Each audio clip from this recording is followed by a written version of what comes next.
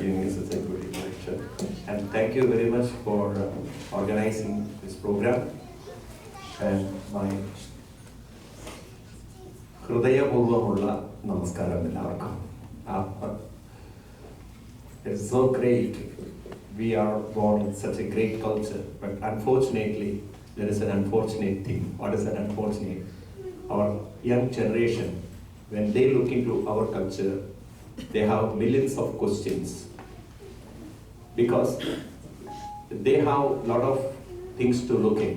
When they are here, when they compare with other religion, when other religion propagate, there is only one God.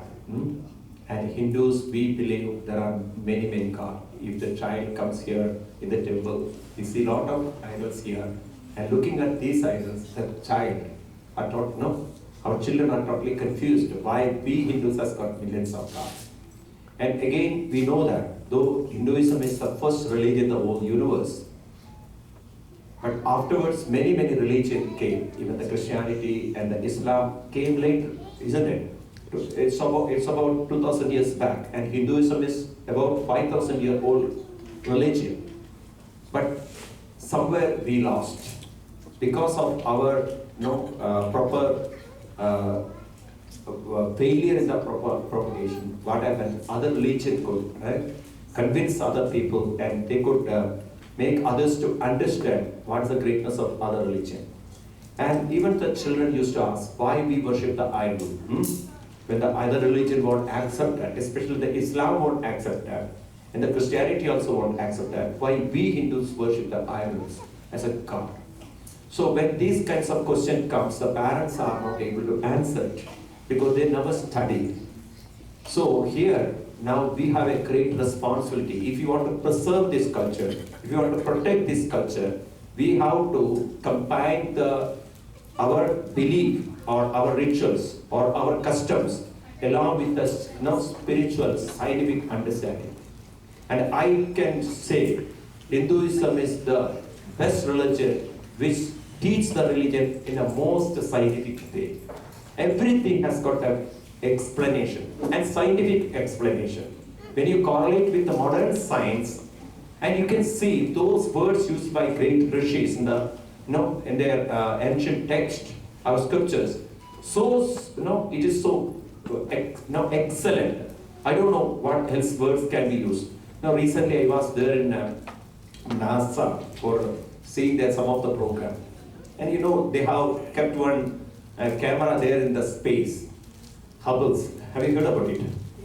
There is one camera they kept. In that camera they could see there are millions and millions of galaxies. Earlier it was thought that there was only one galaxy and we belong to that galaxy. Earth is the part of that galaxy. But now they understand there are millions of galaxies. When you hear from the scientific people, and when you read our own scriptures, there you can see Ananta Kodi Brahmandam. In Sanskrit it is said Ananta Kodi Brahmanda. What is the meaning of Ananta Kodi Brahmanda? Ananta means Ananta, infinite. Millions and millions of Kodi Brahmanda. So it is not one universe or one galaxy, millions of galaxies. Now when you hear from the scientists their view, and when you read this book, then you will respect our own scriptures. So here our responsibility is we have to understand what is written in our scriptures. Unfortunately, very few people they study the scriptures. Most of them blindly follow the rituals, going to the temple and worshipping the things, and that is enough. But next generation won't happy with that. They will have many questions, and when they are not satisfied with our own answer, then definitely they will go away from the religion. Why Hinduism is not growing? Because we are not scientifically connecting our religion, convincing our religion to the next generation. I think if we can do that, our religion will come up. And I can guarantee you that Hinduism is that religion that will bring harmony in the universe. And here, what is the greatness of Hindu religion? Our Hinduism has got 3 roles to play. The first role when it comes to the European country and American country, here we have already progress. No, it is already developed country. There is no much poverty, and even the small child has got no iPhone and iPad. No, there is a good joke. A mother, she was trying to open the lock of her mobile, and she was pregnant. When she's trying to open the mobile, she could not do that. She was struggling with the mobile. Then she could hear a voice from the stomach that, "Mummy, put this, press on the green and this button, then it will get open." Even from the womb, the children are very expert in handling all these kinds of gadgets. No, you can see that. And here, every average child has got iPad and iPhone. The other day, I was telling our people that why can't we propagate Bhagavad Gita by saying that those who studied one chapter of Bhagavad Gita, we will be giving one iPad. Then the small child was saying, that is already there with me. So it's very difficult for tempting them with giving this kinds of things. Now the question is, when our children have got these kinds of all facilities here and all the progress are here, the problem with this country is the mind. Where the mind is having lot of frustration, tension, and lot of turbulence going on. Hinduism helps this mind how to overcome these kinds of tension, stress, and all kinds of frustration. Here we have a medicine. So according to Bhagavad Gita, Krishna says two things are important. First, the development, external development, and second, internal development. The development of the mind. And what do you mean by development of the mind? Development of the mind means the mind can, our human mind can, by itself, it can overcome all the problems. You don't have to depend upon anyone, by yourself. That is what Krishna says in the Bhagavad Gita. One of the beautiful verse he says, Udred Atmanatman. By yourself, you can solve your own problems. You don't have to consult any psychiatrist. You don't have to go to any counseling. By yourself. And Krishna says, if you uplift your mind, you can bring harmony between or among the people. Where there is a harmony, then what happens? That country will progress. Not only externally, it also progress internally. I think America needs an internal progress. Externally, it is progress. There is no doubt. We need internal progress. Am I right or wrong? Right. Tell me. If you can, if you say no, there is internal progress also, then what do you mean by internal progress? Internal progress means here, if you look into the life, you can see little stress is there. Everywhere it is there, but here you have to look into the more into the mind, because the other side it is already taken care. And now let us come to the next point. When you look into the countries like Arabian country, if you look into that country, you can see every day you can see Muslims among themselves, they fight. Every day you can hear bomb blast, isn't it? If you look into the Syria, Egypt, and all these Libya countries, Afghanistan, all this country, you can see every day there will be bomb blast. Even now they are observing their fast. This time also you can hear these kinds of all kinds of violence there. Now Hinduism can also help them. What way Hinduism can help? When our Hinduism says that when a person who carry lot of negative mind, a destructive mind, and thinking that if this destruction can create their own world, it is never possible. No one can create any type of country by their own will. Even Hitler could not do that. Mussolini could not do that. Alexander could not do that. No one can bring according to their whims and fancies. It won't happen, isn't it? Even the Britishers tried to rule our country. They tried to change our system of life, but it has not happened. Even the Mughals came, they tried to do that in India, but it has not happened. Even look at the America. You can see there are two groups. One is Republicans and another is the Democrats. There won't be any group anywhere. There will be different groups. So in Islam, what they want to bring their own country. It is impossible. there will be 2 groups, there will be 3 or 4 groups. What Hinduism says that we are not, understand this word, we are not against diversity. What we are saying, diversity must be there, but along with the diversity, there must be unity. the word unity. When the Islam wants, they don't want the diversity, they want Just unity. Unity. not unity. They want everything should be one Islam world. That's all. That's their aim. It's impossible. We understand the diversity you cannot avoid. The diversity will be there. But what we want, along with the diversity, we should create a unity and harmony between us. Accepting the external diversity and understanding the internal unity. Are you getting the point? So, Hinduism can play there also. And Hinduism, of course, it came from India. We need Hinduism has to be preserved. But it will be preserved only when people understand the scriptures, the study of scriptures. India needs that kind of education. Then only we can spread the message of Hinduism into the whole world. Now, comes to the point. Hinduism says everything, whatever we see in this world, when we look into the whole world, everything, it exists and it will never perish. It will never perish. Other religions says that whatever you see, it is created by the God and the God can take away everything. But Hinduism will never accept this kind of view. Hinduism says whatever is here, it will be ever here. And modern science also accepts this view. Modern science says that you cannot create energy and you cannot destroy energy. This is the modern view of the science, isn't it? Neither energy can be created, nor it can be destroyed. Now I will recite a slogan. Now tell me the explanation, then you will understand. It comes in the Bhagavad Gita, 2nd chapter, 16th verse. Krishna says, Nasado vidyade bhavo, na abhavo vidyade sada. Listen carefully. Na asado vidyade bhava. Bhava na asado vidyade. Bhava na vidyade asado. Means what?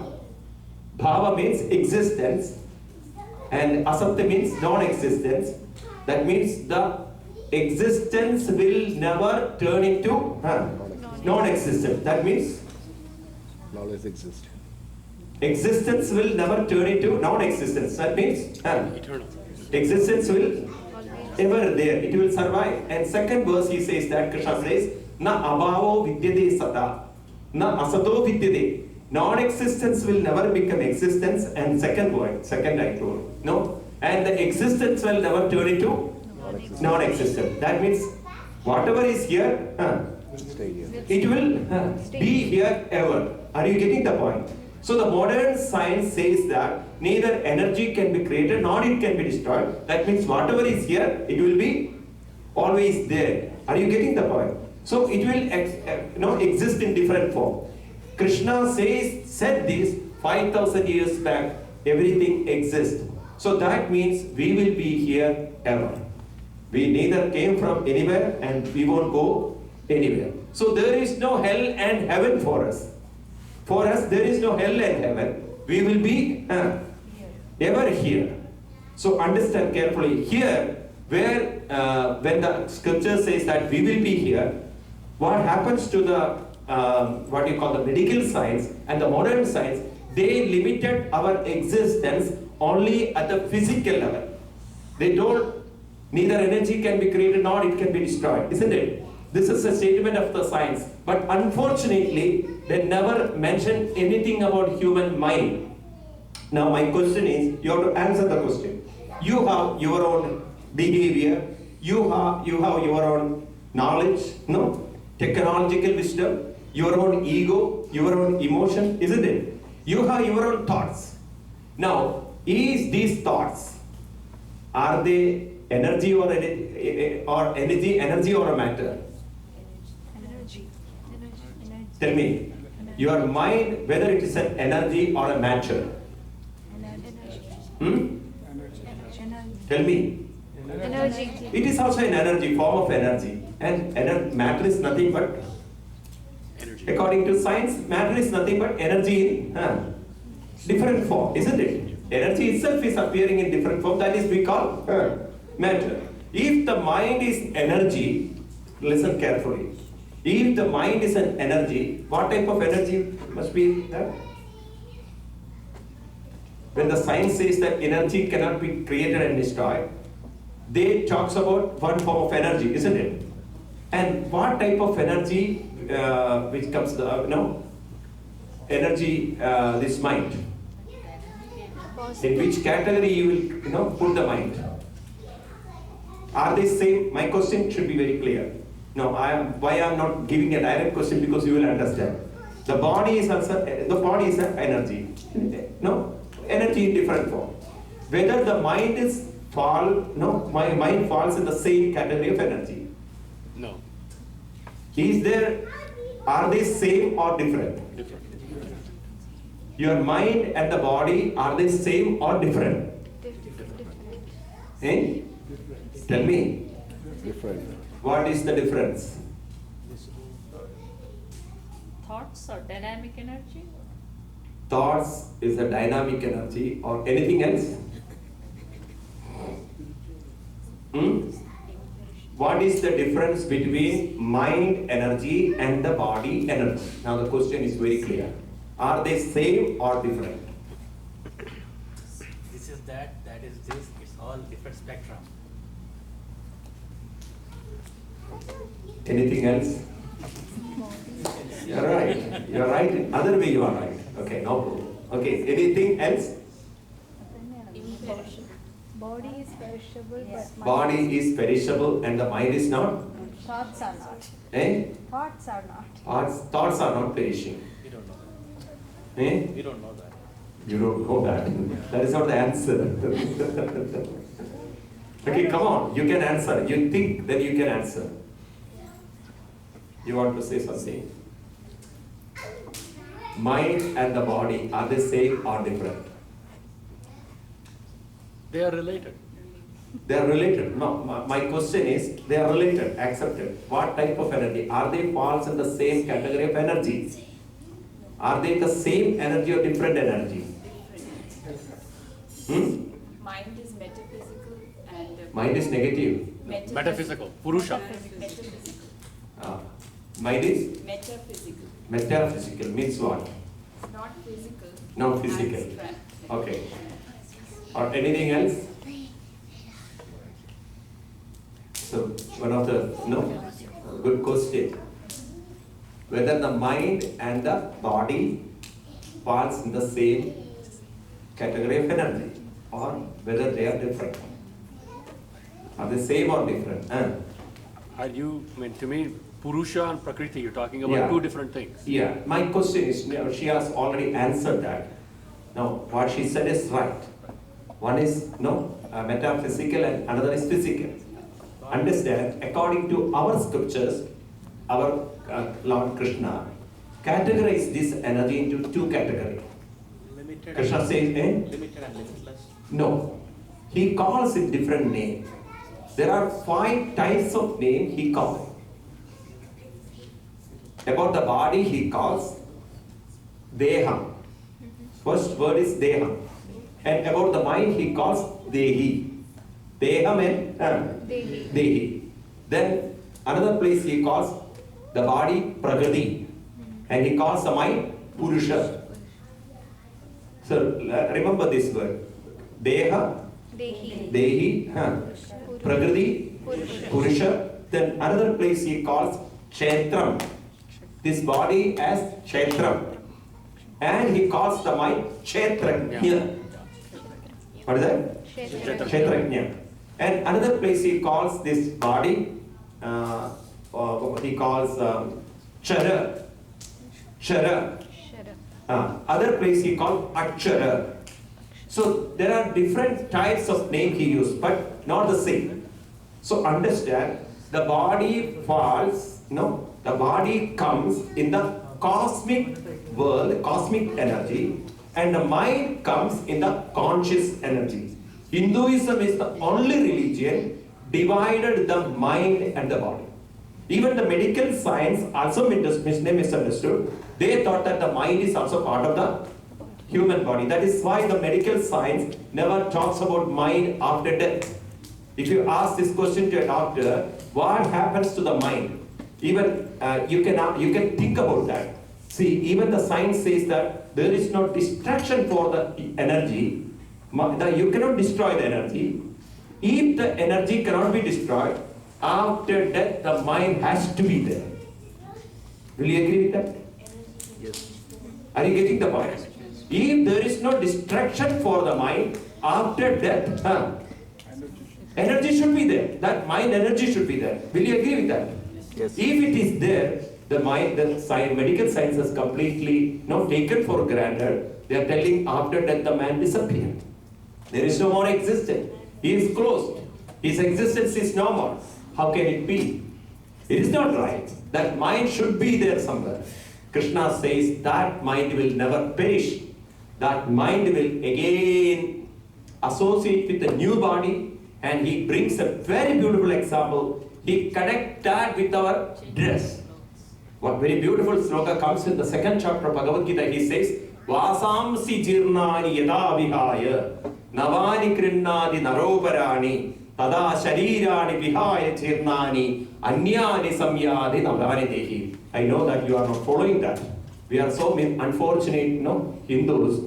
If I am talking about a Quran to Muslim community, they will follow that because from childhood they got opportunity to learn their scriptures, isn't it? If I am talking about the Bible, the children may follow that because every Sunday they get the opportunity to learn the Bible. But if I talk about the Bhagavad Gita, you may look upward. Because we never try to study and no institution is ever tried to teach us these scriptures. But this is unbeatable. So Krishna says, Vasamsi jirnani vihaya. You can follow easily. Vasam means the dress. Jirnani. What is the meaning of jirnani? Jirna. Digest. Stone or after getting old. Vihaya. After when it is torn or dirty, vihaya. Vihaya means throw out, leaving that. Vasamsi vihaya navani grinadi. We wear the new one. In the same way, jirnani shariram vihaya. Now comes to that point. Jirnani shariram vihaya. Come. The mind is discarding the body. After discarding the body, dehi, the mind, navani grinadi. The mind will take another body. That means there is no distraction for the mind. It will come back. This is what Krishna says. And if you look into the scientific approach of the modern science, it says, from the energy, the matter evolves, isn't it? Again it disappears into the energy, again it comes back. So there is a constant cycle of appearance and disappearance. It is not a straight line. Are you getting the point? Even the science says that the universe exists in a cycle. It appears and disappears. It comes from the energy, appears as a matter, and again it disappears into energy, again it will come. It will disappear and appear, isn't it? And Krishna also says that this is like a wheel. 5,000 years old, old scripture, the Bhagavad Gita says, life is like a cycle. When other religion says that, the life is not a cycle, after that the mind will go, the soul will go to the either in the heaven or in the hell. We don't have such an eternal hell, and we don't have such a tell me, whether someone die and go to the eternal hell and never come back, is it that logical, or if the mind comes back, whether it is logical according to the science, which will be the right thinking? Which will you accept you? Whether after death someone goes to the heaven or hell and never come back, or whether the mind comes back, which one you accept? Will come back. Because according to the science, everything is recycled. Even in America, you put everything in the trash, isn't it? Everything you put in the trash because they can recycle it. And think about our body, you can understand. After death, we bury the body, isn't it? And it will turn into, according to Hinduism, we cremate the body and it will turn into ash, isn't it? And the body exists in the form of an ash, isn't it? And if you put the ash on somewhere on the tree, no, then what will happen? Fertilizer. Somewhere for it will become a fertilizer and the plants will absorb it. And the same ash will appear in different form. Will you agree that? It won't stop there. It will continuously recycle in different form. It will appear, isn't it? In the same way, the mind will also appear in different form. Even if you look into our own life, we can understand the mind which we had, in our childhood or adolescence. It is continuously there with us, though the body is not with us. The childhood body, the adolescence body has been gone. But the thoughts of the memories of that still with us. Will you agree that? So the mind continuously follows us, not the body. So the mind will again come back and the mind will, it will leave the body, it will take the body. This continuous way, Krishna says, evam pravartidam chakram. This is like a chakram. Chakram means? Cycle. It is a cycle, it is a wheel, and we are all moving through the wheel. Now the question is, when you move through the wheel, then the question comes, why we need a religion? Why we need all these kinds of deities and worship? Why we need that? Krishna says, yes, we need it. Because the human mind has got a choice. When it moves through the cycle, and the cycle is, you can see there are two shores, like a river. And even the cycle, you can see two sides of the life. Like we have daytime and nighttime. Similarly, the life will also two kinds of experience. One is favorable experience and second is unfavorable. Which you like, which you don't like, isn't it? That means favorable and unfavorable, good and bad, right or wrong. You have to go through these kinds of circles. You cannot avoid. Krishna says the universe exists only in diversity. It won't exist at one experience. It won't. You cannot expect only good things in your life. You cannot expect only right things in your life. Even if you expect anything, you have to face the other side also. Because the life will go through the two sides. This is called Dvandva. Krishna says Dvandva. Dvandva means pair of opposite. If there is a goodness, there must be badness. And if you look into the world, you can see every human mind is unique. Even in your own home, you can see if one person is behaving in a positive way, other person has to behave in a negative way. You cannot expect only one side of behavior. Even in your family life, you can see the husband and the wife relationship. The husband can expect always positive behavior from the wife, but it won't possible. Sometimes the wife has to show some moody face, isn't it? Sometimes the husband has to shout at the wife, isn't it? You cannot expect, then you can't ask this question, why he is behaving like that. Before the marriage, how he was such a nice guy, he was talking all the goody things. Now I know what is his real mind. After marriage only we will realize that. That's why according to Hinduism, the marriage is considered to be very, very high relationship, isn't it? And it is said the marriage is the union of two minds. To make it sure, we Hindus in our custom, at the time of marriage we put the ring. Which finger we put the ring? Now you are searching on that. Which ring, which finger you put? Yeah, the child is able to answer. Come on. On your right finger, on your ring finger. Which one? On his finger. Oh, what you call the finger? Ring finger. No, ring finger. Why you put the ring on the ring finger? Is there any logic in that? Yes. Why can't you put in the middle finger? Because the finger is called the ring finger. Even without marriage, he discovered. Intelligent people are like that. They discover the theories. Direct connection. Why we put the ring on the ring finger? Suffering. Suffering. Yeah, we have a lot of rings. There is a talk too. Goes to the heart. It close to the heart. Which one? Yes, The ring finger. Yeah. this finger, the vein goes straight. The vein goes to the Heart. heart.